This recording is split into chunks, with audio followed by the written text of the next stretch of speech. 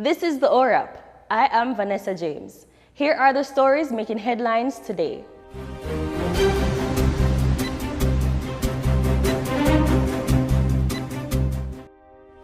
Police yesterday seized more than 1,500 pounds of ganja during an operation in Clarendon. Information reaching Observer Online is that the Marine Police were conducting an operation in the Portland Bight coastal area, and about 12:30 p.m., the team ventured into an area known as Colan Bay, where a quantity of white knitted bags were observed hidden among the mangroves. The police reported that upon closer inspection, it was discovered that the bags contained a number of smaller parcels of ganja. The drugs, which weighed 1,714 pounds, were seized. No one was arrested in connection with the find. Police are probing the circumstances surrounding the death of a homeless man whose body was found at the Manchester shopping centre on Thursday morning. His identity has not yet been released. Preliminary reports are that about shortly after 6 a.m., the police were called to a section of the shopping centre after a passerby stumbled on the body.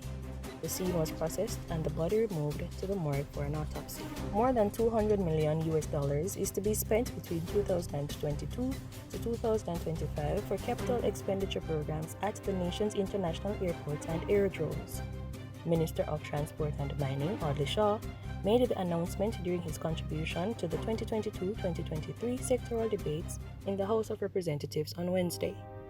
According to a release, the activities will be undertaken by the Airports Authority of Jamaica, MBJ Airports Limited, and PAC Kingston Airports Limited, operators of the Sangsters International Airport and the Normal Manley International Airport, respectively.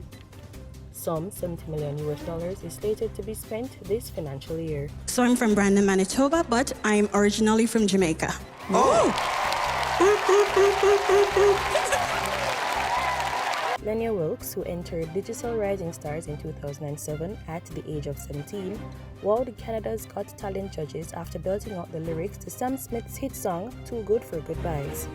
Wilkes, now 32 years old, told the panel of judges that she was in a home invasion and her participation in Season 2 of the competition is her opportunity to come back to challenge herself after being through something so traumatic. I'm way too good at goodbyes. Whoa, whoa.